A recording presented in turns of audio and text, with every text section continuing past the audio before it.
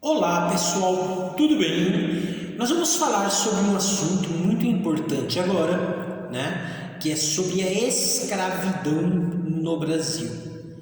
É um assunto assim que traz repercussões até os dias atuais, tá? Então nós podemos dizer que ele tem a ver com a nossa vida atual, né?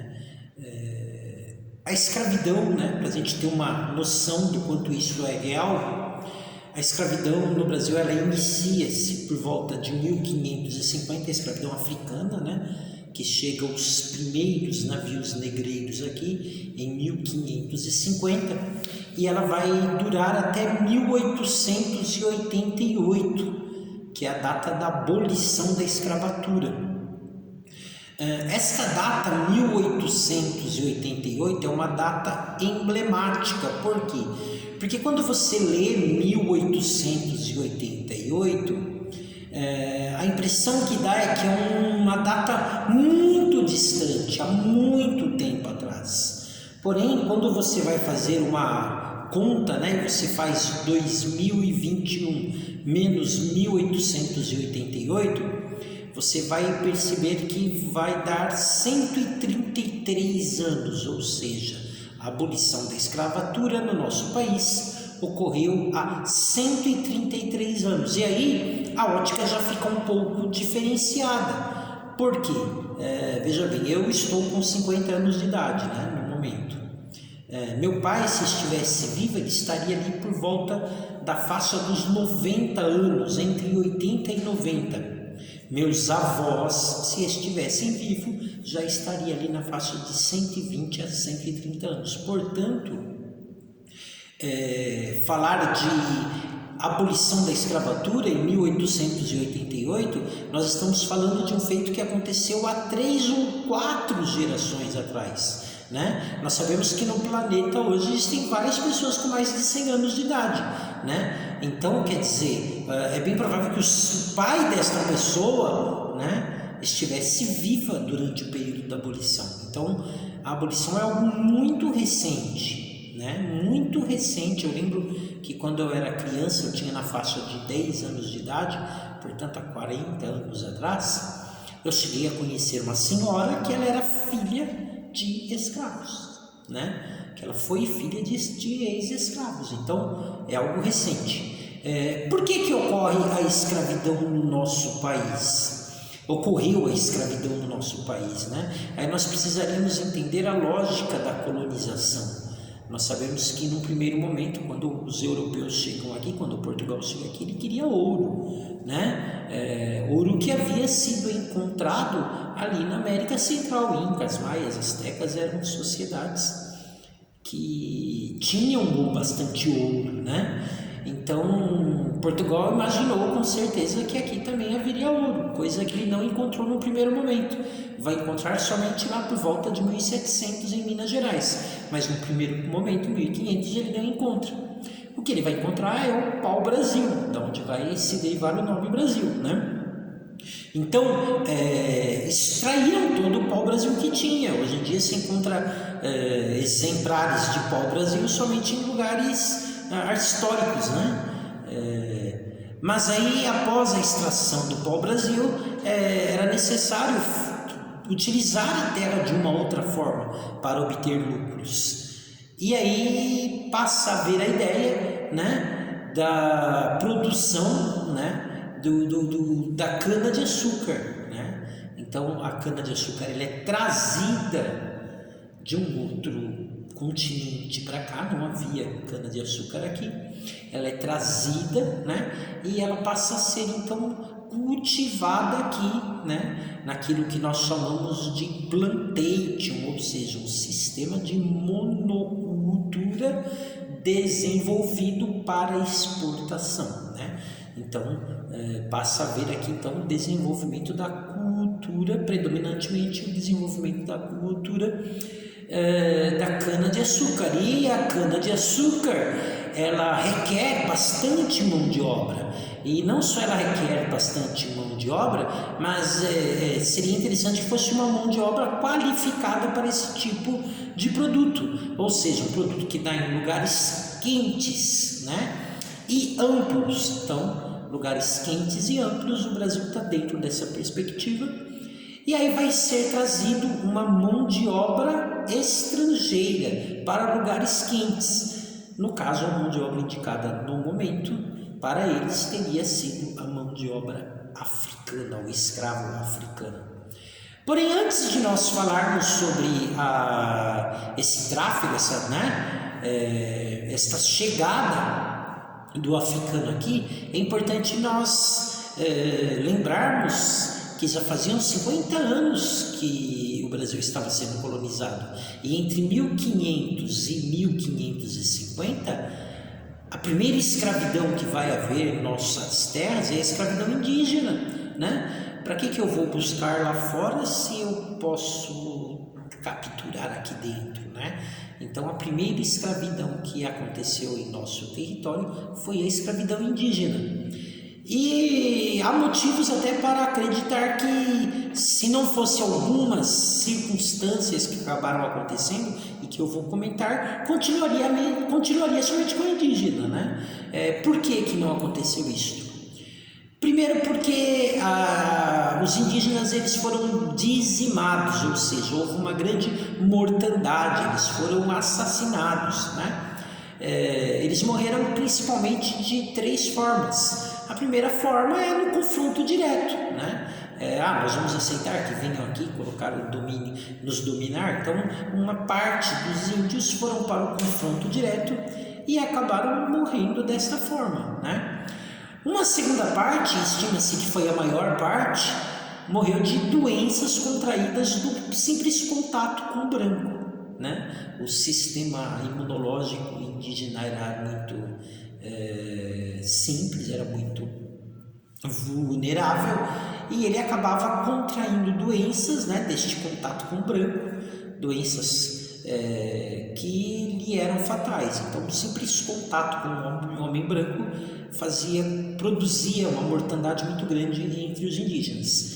E um terceiro grupo tentou fugir e muitos acabaram sendo perseguidos e escravizados pelos bandeirantes, né? E acabaram morrendo desta forma também. Então, num curto período, né, cerca de 50 anos, a quantidade de índios que havia no país já era muito pequena. E aí esses índios começaram a ser utilizados como guias, né? Uma vez que eles conheciam a terra, como guias para dizer aonde estava o pau-brasil, onde poderia ter ouro, né? Então, para a mão de obra especificamente dizendo, optou-se pela mão de obra escrava, africana. Embora durante um tempo ainda teve um embate, ainda houve um confronto de interesses, né? Alguns colonizadores ainda eram, digamos assim, interessados na permanência da mão de obra escrava indígena, né? Ele não queria comprar, ele não queria gastar. Pô, você tem aqui, para que eu vou comprar lá fora, né? Mas então durante um tempo aconteceu simultaneamente esses dois tipos de escravidão aqui no Brasil, a escravidão indígena e a escravidão africana. Com o passar do tempo, começou a haver um desequilíbrio, pendendo mais para a escravidão africana, né? Um dos motivos também era a interferência da Igreja, né, católica. Os jesuítas, eles entendiam que era errado escravizar o índio. O índio era visto como alguém a ser catequizado, a ser evangelizado, a ser tornado cristão, né? E seria errado escravizá-lo. Você até poderia explorá-lo, mas não escravizá-lo, né? Então, dentro dessa perspectiva da influência da Igreja Católica nessa questão da escravidão do indígena. Já quanto à escravidão africana, a Igreja Católica não se opunha, né? Porque ela entendia que o negro africano ele era pagão, né? E aí há alguns motivos, digamos assim, para nós entendermos o porquê né? Para nós tentarmos entender, né? Entender de verdade fica difícil, né? Nós tentarmos entender o porquê que a Igreja Católica, no caso, ela tinha este preconceito para com o negro, né, africano, né? Um dos motivos é porque a África, em tempos remotos ali, né, durante a expansão islâmica, a África teve um contato muito grande com o islamismo, né? Então, boa parte, até hoje, né, o norte da África é muçulmano, é islâmica, né? Então, havia este preconceito. Nós não podemos esquecer que nós estávamos acabando de sair de um contexto de cruzadas, e nas cruzadas os muçulmanos venceram os cristãos, né? Tanto que permaneceram em Jerusalém, lá na Terra Santa, e até hoje está aí a questão palestina aí, né, demonstrando que não foi resolvida essa situação, né?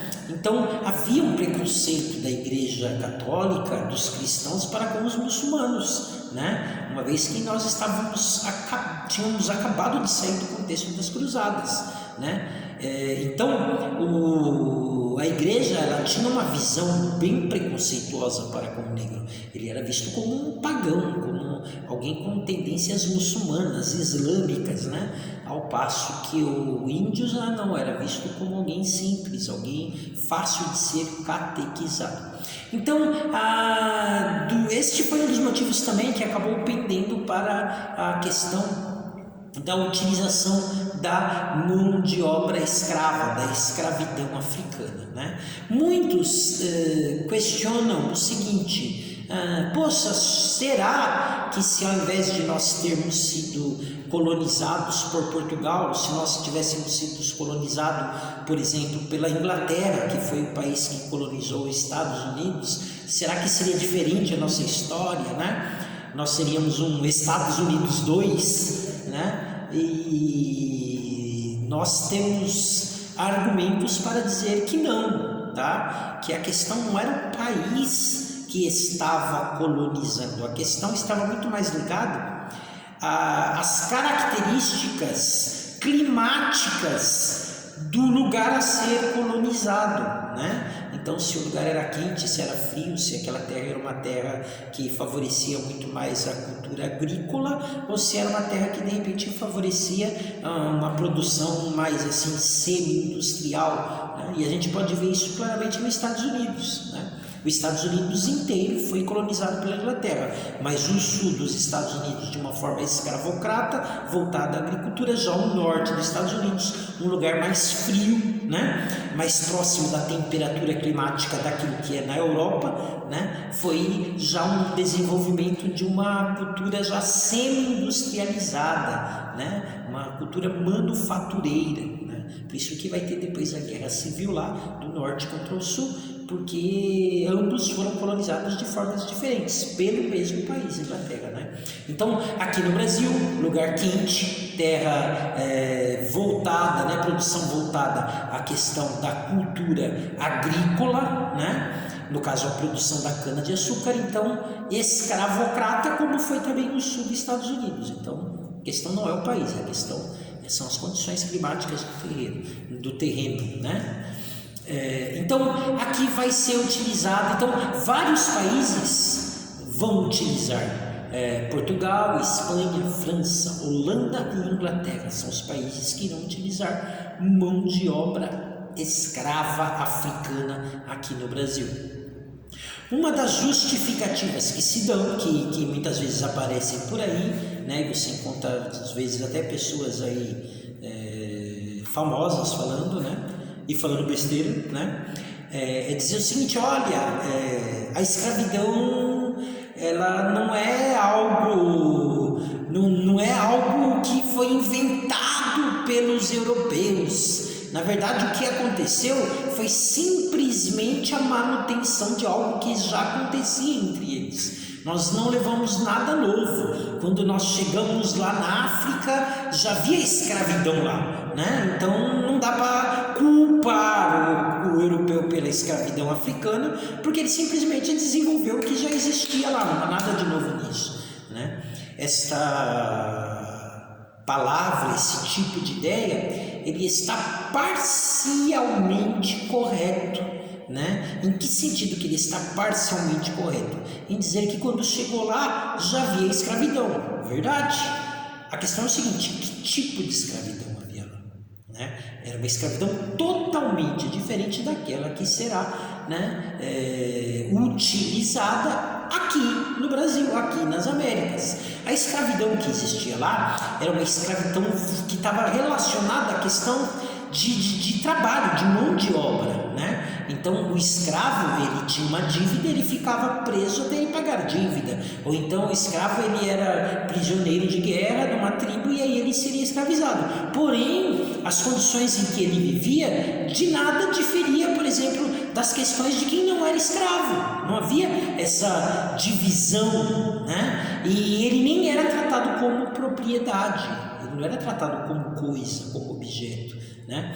Então a escravidão que havia lá era uma relação muito mais ligada a relações de trabalho, ok? Mas ele não era vendido, ele não era comercializado, ele não tinha lá uma praça onde você venderia ele em mercado aberto, ele não era considerado como objeto de venda, como produto, né? de transição mercantil. Ele não era um produto mercantil, né? Era uma relação de trabalho. Então a escravidão que vai surgir a partir daí é uma escravidão que está muito mais ligada à questão de produtos de mercado, produto de mercado, tá? O escravo, a escravidão africana que vai acontecer nas Américas está ligado a produto de mercado, tá? O escravo, ele passa a ser um produto de mercado dentro de uma perspectiva capitalista, ok? Ele deixa de ser simplesmente uma mão de obra, ele passa a ser uma ferramenta a ser vendida, ok? Então é algo novo. Nessa perspectiva, é uma perspectiva nova de escravidão, tá? Então já existia um tipo de escravidão, mas não essa escravidão, ok? Então, nesta viagem, por que durou tanto tempo? É uma das perguntas que muitos dizem, né? Poxa, de 1550 a 1888 são mais de 300 anos de escravidão, né? Se nós formos imaginar que o Brasil, ele foi descoberto em 1500 e nós estamos em 2021, são 521 anos. Desses 521, muito mais da metade estava sendo utilizada a escravidão, tá? Então é interessante isso, né? A gente analisar o Brasil, né? É impossível você pensar Brasil tirando o contexto das consequências da escravidão, porque a maior parte de nossa existência, né? Aí 60%, 70% da existência deste país é ligada diretamente à escravidão, né? Então, essa é uma das características do nosso país, não tem como você desvencilhar isso, né? Então, por que durou tanto tempo essa escravidão? Porque era extremamente lucrativa para todos, né? Então, era lucrativo para a pessoa que o europeu, ele não entrava nas savanas no interior da África, ele negociava com os chefes tribais, né? E ele pagava para que esses chefes tribais entrassem e capturassem normalmente escravos inimigos, né? De tribos inimigas, e vendessem para ele. Então ele, a troco de principalmente bebida, fumo, né? O tabaco, no caso, bebidas alcoólicas, tabaco ou até armas, né? Então são produtos, na verdade, né? O comerciante europeu que se instalava lá no litoral africano, ele comercializava e trocava produtos com os senhores lá, com os líderes tribais. A África não era dividida em países, era dividida em tribos, né? Então ele negociava com esses chefes tribais para que esses chefes tribais capturassem ali africanos de tribos que eram rivais. Muitas vezes o próprio europeu provocava essas brigas também, né? Mas também já havia ali também, então era algo que acontecia simultaneamente. Mas Então, esse europeu que estava lá, ele comercializava com o chefe tribal, trocava, saía barato para ele, porque ele não estava envolvendo dinheiro, ele fazia trocas, né? Então ele trocava um produto que ele tinha, né, pelo escravo, né? Uma troca aí, já se tornou mercadoria, já deixou de ser gente, passou a se tornar mercadoria, essa concepção de escravidão africana, né? Então ele passou a ter esse escravo, e aí ele vendia para aqueles mercadores que atravessavam o oceano para ir lá pegar, né? Então ele trocava, saía barato para ele, e ele já vendia por um preço lucrativo para esses traficantes que iam lá. Então, ganhava, entre aspas, lucrava o chefe tribal, lucrava este comerciante que negociava direto com o chefe tribal, e aí vai lá o mercador comprava, né, por um preço ali, e ele vendia aqui por um preço bem maior, então ele lucrava também. Então lucrava o chefe tribal, lucrava o comerciante que negociava com o chefe tribal, lucrava aquele mercador que fazia o trânsito, né, o tráfego, e trazia aqui, lucrava a Inglaterra também. Por quê? Porque havia um imposto sobre circulação de navios. Então haviam impostos, haviam taxas. Então a Inglaterra também lucrava, porque havia como se fosse uma taxa, né, de transição, né, como se fosse um pedágio, né, e lucrava a pessoa que comprava aqui, porque ele comprava por um preço relativamente até não tão baixo, né, quer dizer que muitas vezes o pessoal diz assim, que o escravo não valia nada. Pelo contrário, o valor financeiro do escravo era alto, não era barato comprar um escravo, né? Escravo era um produto que era relativamente valorizado, né? Mas porém ele comprava e ele teria essa mão de obra disponível para ele por 10, 12 anos, então para ele saía barato também. Então veja bem, lucrava o chefe tribal, lucrava o comerciante que negociava com o chefe tribal, lucrava quem fazia o tráfego, né, o vendedor que cruzava o oceano, lucrava a Inglaterra que cobrava pedágio e lucrava quem tinha comprado aqui. Resumindo, era um comércio lucrativo para todos. O único que era verdadeiramente prejudicado era o escravo. E exatamente devido a esta lucratividade de, entre aspas, todos que estavam no processo, que durou tanto tempo, né? Então, durou aí mais de 300 anos. A travessia era algo muito complicado, porque conforme nós acabamos de dizer agora há pouco, não eram tratados como gente, eram tratados como objeto, e objeto você estoca. O quanto maior o número de objetos que você conseguir colocar dentro do veículo, né, e você transportar, maior será o seu lucro. Então os negros eram abarrotados, eram enfiados como se fossem coisas, né? Então há relatos que muitas vezes eles eram obrigados a dormir em pé, porque não tinha lugar para deitar, devido à montoeira de escravos que eram colocados neste navio, né?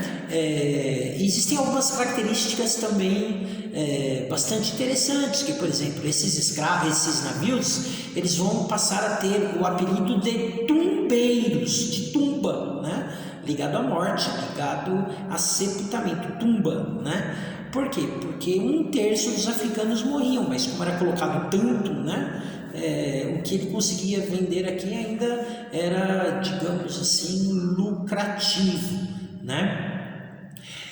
Aqui eles trabalhavam cerca de 10 a 12 anos e acabavam morrendo. Essa questão era bastante complicada, porque não era somente ser trazido, ele era batizado, era mudado o nome dele, ele recebia um novo nome, é como se toda a sua cultura tivesse que ser apagada. Então olha assim, você não tem mais uma identidade, você é coisa, né? Por isso que a gente fala, acabou.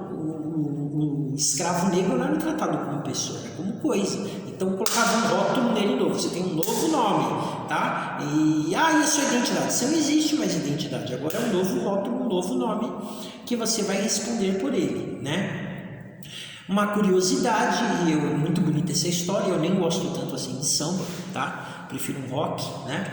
Mas o samba, a origem do samba é muito bonita, né? Porque o samba ele vai surgir como uma resistência, né? Que vai inclusive acontecer nesse período, porque o que acontece? Era normal, como uma estratégia para evitar motins e rebeliões, que os mercadores eles colocassem dentro do navio escravos que falassem línguas diferentes. Na África, mais de 5.000 dialetos, mais de 5.000 línguas diferentes. Então, para evitar motim, para evitar rebelião, para evitar revolta, o que acontecia? Era muito normal eles colocarem dentro do navio escravos que falassem línguas diferentes, para evitar a comunicação e que eles se rebelassem, né? Diante dessa questão, os negros, né, não esqueçam que foi muito tempo, foi séculos de travessia, eles acabaram desenvolvendo uma forma de comunicação através dos batuques, né? Então, o batuque era uma forma deles se comunicarem, né? Que ia inclusive além da questão da língua. O batuque era muito mais, digamos assim, conhecido, o dialeto do batuque era muito mais conhecido do que a própria língua regional deles, né? Então, o que acontece? Quando eles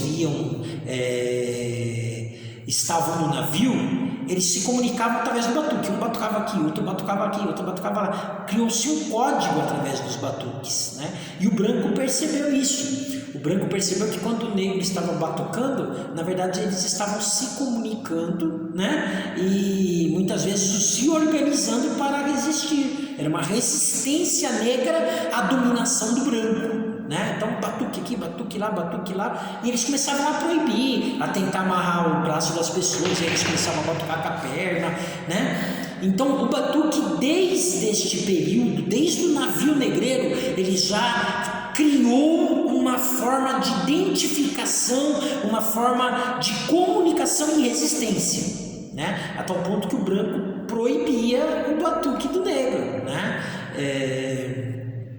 Isso também aqui na Casa Branca, na Casa Grande, né? Quando estava na senzala lá, que o branco começava a ouvir os batuques, né? Falava, opa, né? A negrada está se organizando lá, vai vir coisa aí, vai vir, né? Vai ter resistência aí, né? E o samba ele nasce dentro dessa perspectiva do batuque, da resistência, né? Então a história da origem do samba, do batuque, que depois vai ser direcionada em outras áreas, não só na área musical, como na área religiosa também, né? Então, essa questão do batuque é uma forma de comunicação e resistência ao domínio do branco. Muito bonita essa história da origem do samba. Quando eles chegam aqui, eles vão tentar se fugir, muitas vezes, desculpa pela tosse, né? A gente começa a falar muito, começa a tossir, não é Covid não, tá? Então, eles vão fugir para ir para os quilombos, né? Que são os quilombos, são os lugares onde eram refúgios, onde eles tentavam viver de acordo com a sua cultura local, a sua cultura de origem, né? Então eles tentavam viver nos quilombos aqui no Brasil, como se eles estivessem na África, né? Seria um resgate da sua cultura, né? Era muito difícil você capturar, porque eles preferiam morrer do que voltarem, né? Então, por isso que era difícil você ir no quilombo e desfazer um quilombo, porque você sabe que eles vão lutar até morrer, não vai ter trégua. Eles preferiam morrer nos quilombos do que serem capturados e retornarem ao lugar da onde eles haviam fugido, mesmo porque eles seriam utilizados como exemplo, seriam punidos, castigados, para dar exemplo para que os outros não fugissem, né? Então eles lutavam até a morte.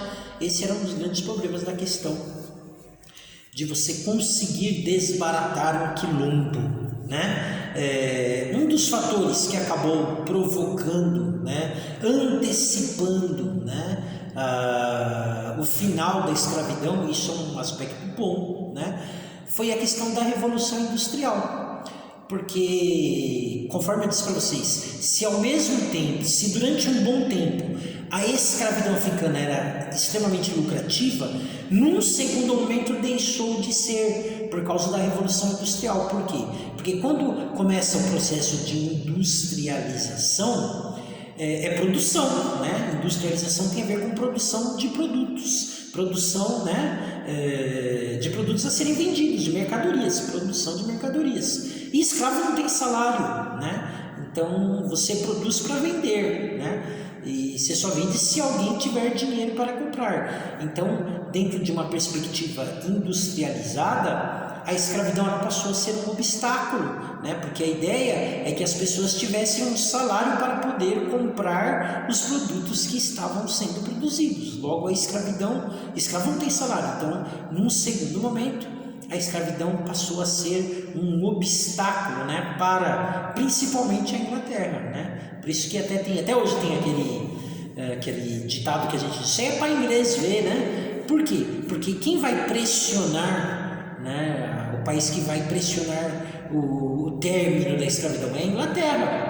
Mas por quê? Porque eles são bonzinhos? Não, foram eles que ganharam mais dinheiro. Lembra que eu falei lá que eles ganhavam dinheiro no tráfico? Eles ganharam tanto dinheiro como a escravidão, só que eles estão numa outra fase agora, que é a fase da industrialização.